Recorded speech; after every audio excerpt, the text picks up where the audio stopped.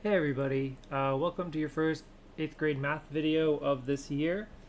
So for the beginning, I'm going to make these relatively short. I'm only going to go over maybe one lesson or one concept a day for the first few weeks. Then when we start to get used to it, I'm going to make these videos a little bit longer. This one might take about 15 minutes, but usually these videos are going to take 25, maybe 30 minutes. So get used to that. I just want to ease you in this first. I don't want you staring at a screen for 30 minutes and zoning out. So I'm going to try to keep this short. But remember that you can always ask questions on Tuesdays and Thursdays. You can come to class with questions. I'll go over them with you. I'll even go over the homework with you as a thank you for coming to class. So again, I would highly recommend that you take notes, especially when I have to give you like shortcuts or I give you vocab or anything like that. I'm going to be trying my best to give a lot of shortcuts. For example, today we're going to be learning about integers, integer exponents, which just means exponents with numbers on top, like any of these positive or negative whole numbers. I'm gonna give you a bunch of shortcuts on how to like deal with these, what to expect with these, how to multiply, add, subtract, divide them, all that jazz, and yeah. So the first thing I'm gonna give you is a bunch of shortcuts. Essentially, uh, anything. So I'm gonna give a variable a. You could put x, you could put b. It doesn't matter. It's a variable. Anything to the 0 will always equal 1. So you could have like 364 to the 0, that still equals 1. You could have negative 5 million to the 0, that still equals 1. Okay? If you are confused as to why that is, we can go over it in class. It's not super important to know why it equals 1. You just need to know that it does. Yeah? Okay. Again, then if you have any same base multiplied together. Now, vocab check. The big number on the bottom, that's going to be your base. Okay? So when I say base, I mean this bottom number right here. In this case, it's an A, but for example, 364 is your base. Negative 5 million is your base. So if you have same base, as long as they're the same base, and you're multiplying them, you just need to add the exponents. So what this looks like is if you had 2 to the 4th plus multiplied by 2 to the 6th, all you need to do is add them together, so you get 2 to the 10th. Okay, then you can plug that into your calculator, whatever you need. You don't need to do two separate problems. Okay, another shortcut is division. So if you have a to the x divided by a to the y, so as long as they're same base, this works. You subtract. So for example, if you had 2 to the 6th over 2 to the 4, that's the same as 2 to the 6 minus 4, so that's 2 to the 2. Yeah, instead of having to do two separate problems, you just kind of shortcutted it. Okay, next we have an exponent to an exponent. So something that looks like this. You multiply those exponents. So what that looks like is if you have 2 to the 6th to the 4th, that'll be 2 to the 6 times 4. So that's 2 to the 24. Yep. Sometimes they'll just ask you to get this far. You don't need to go all the way. Other times you do, but you know, that's life. What's next? And then anything to a negative exponent, you just flip it. So we know that all whole numbers or all numbers are over 1, right? So if I give you a 5, that's actually like a 5 over 1. If you didn't know, now you know. So all we need to do is flip it over that original. Oops. That would be a to the x. So if I were to if I were to give you an example of that, let's say we had, I don't know, 32 to the negative 4, right? We know that this is a fraction over 1. All whole numbers are over 1. So I'm just going to flip it. 1 over 32 to the 4. We still keep the 4 because the negative doesn't apply to the exponent. It applies to the number. We just flip it, keep the exponent. The same thing happens if it works, if there's something else. For example, if we have 2, actually let's make it simple. 1 over a to the negative x. Again, bottom goes up, top goes bottom, so this becomes a to the x over 1. You don't need to put the over 1, but if you'd like to, you can. So we have 1 over, let's say, again, 32 to the negative 4.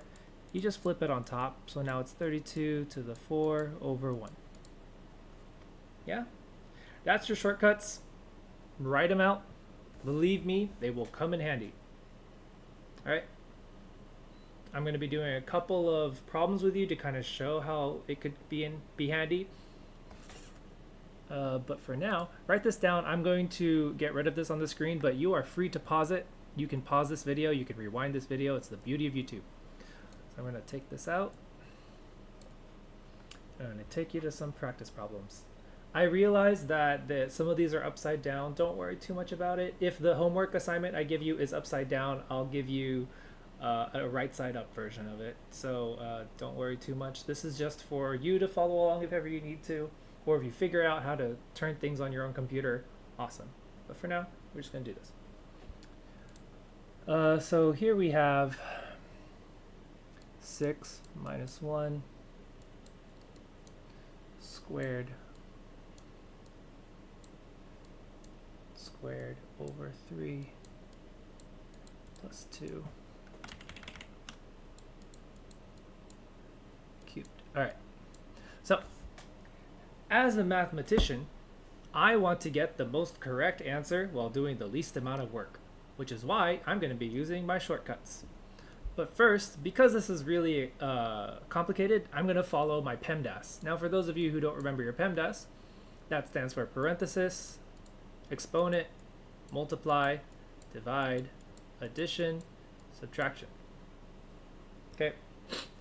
So first it says to do parenthesis, so I'm going to do the things inside this parenthesis. I'll do it in green, because why not?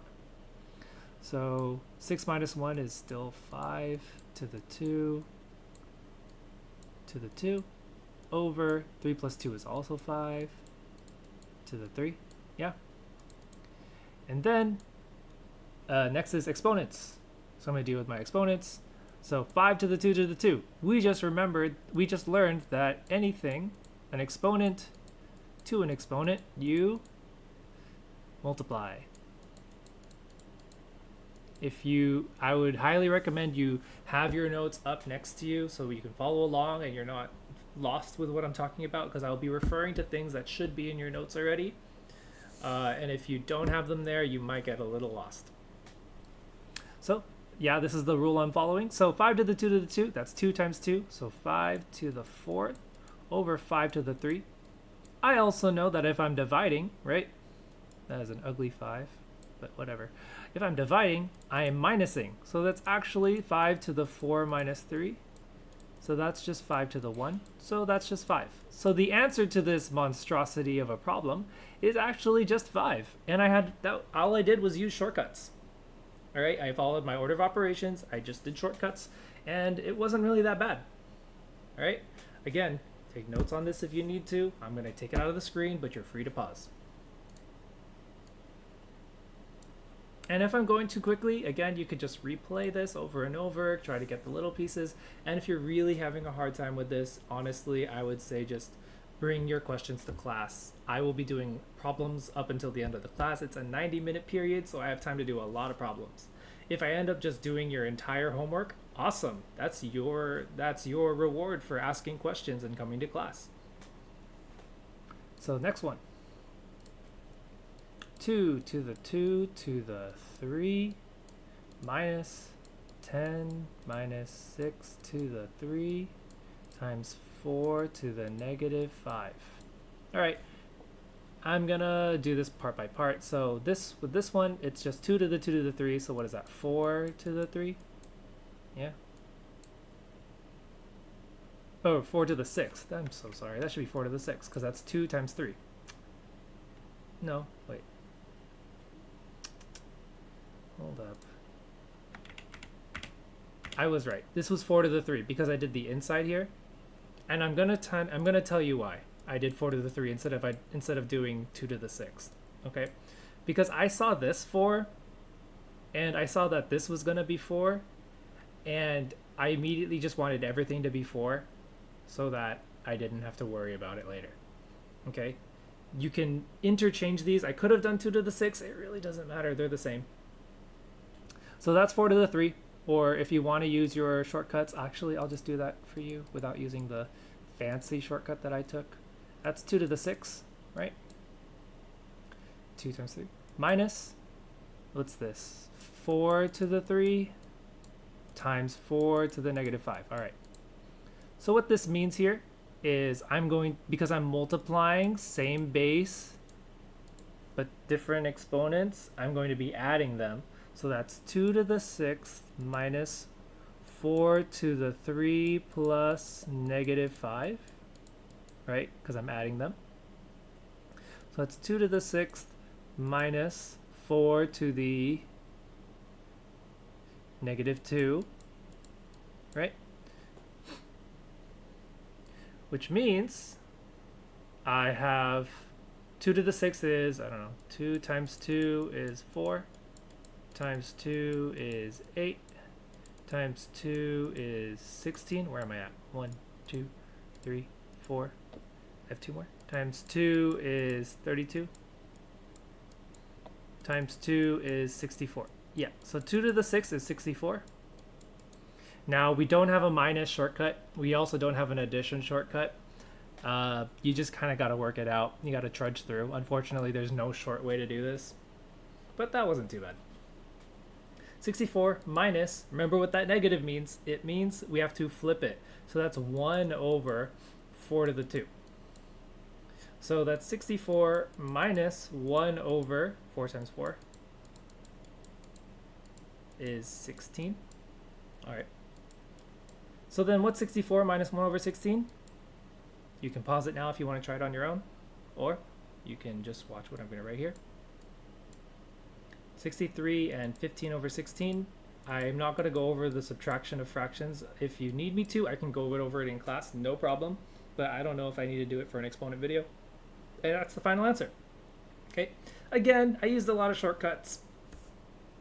It wasn't horribly hard. It was a little bit harder than the first one, but as long as you use your shortcuts, you should be fine. So that's it for this video. Remember, it's going to be pretty short. I'm just trying to get you back into the groove of things, trying to get you back into it. Your homework will be, give me a second here.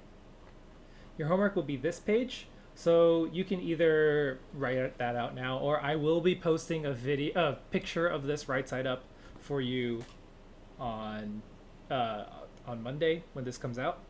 Okay. So again, have a good day. I will see you on Tuesday. Please come with questions. All right.